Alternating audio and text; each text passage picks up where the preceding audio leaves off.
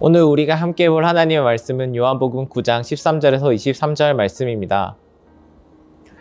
바리새인 중에 어떤 사람은 말하되 이 사람이 안식일을 지키지 아니하니 하나님께로부터 온 자가 아니라 하며, 어떤 사람은 말하되 죄인으로서 어떻게 이러한 표적을 행하겠느냐 하여 그들 중에 분쟁이 있었더니. 아멘.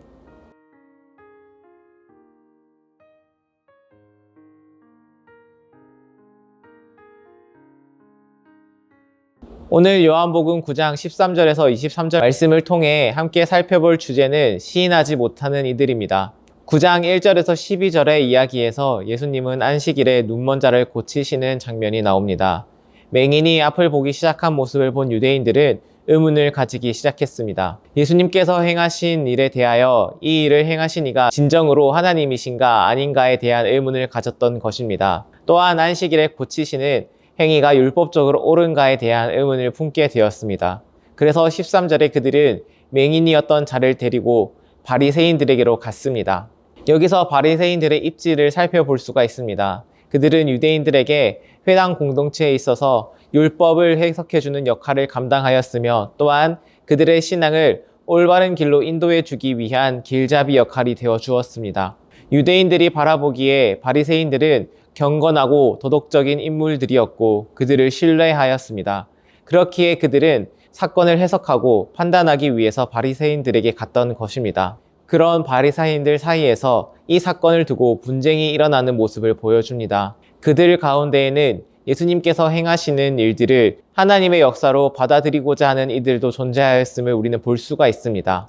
결국 중요한 것은 스스로 반응하는 것입니다. 예수님께서 행하시는 표적을 스스로 어떻게 받아들이는가, 예수님의 말씀을 순수하게 받아들이고자 하는가, 이를 믿음으로 삶의 자리 가운데 증거하며 살아낼 수 있는가, 이러한 질문들에 우리는 대답할 수 있어야 합니다. 그러나 바리새인들과 맹인의 부모는 어떠한 모습을 보여줍니까? 바리새인들은 예수를 그리스도로 시인하는 자들을 출교시키기로 결정하는 모습을 보여줍니다. 여기서 출교는 회당 공동체로부터의 출교를 의미하였으며, 이는 단순히 신앙 공동체로부터 멀어지는 것이 아니라 사회, 문화 공동체로부터 완전한 제외를 의미했던 것입니다.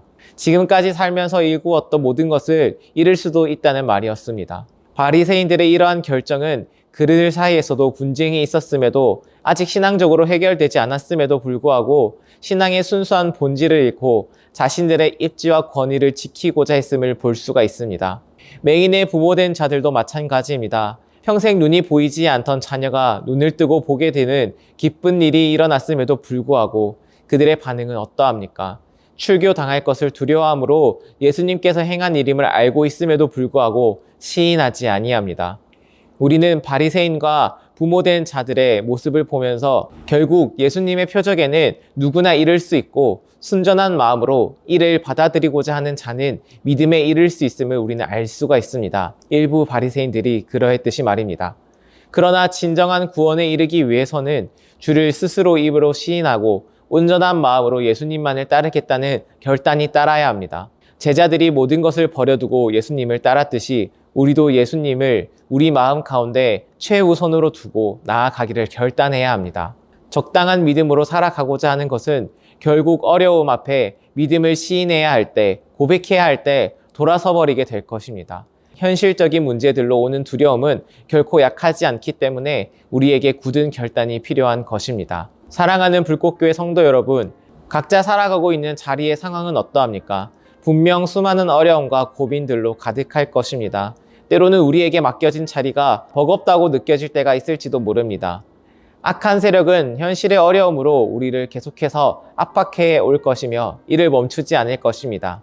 그것이 우리가 믿음에 이르지 못하게 하는 가장 확실한 방법이기 때문입니다. 그 어려움 가운데 믿음을 단단하게 지켜나가기를 바랍니다. 하나님께서 우리에게 보여주신 표적을 잊지 않고 기억함으로, 순수하게 기쁨을 누림으로, 베풀어 주신 은혜를 기억함으로 믿음을 지키기를 바랍니다. 그리하여 각자 삶의 자리에서 두려워하지 아니하고 또 믿음을 시인함으로 그 고백 속에서 넘치는 하나님의 은혜를 경험하는 우리 모두가 되기를 간절히 소망합니다.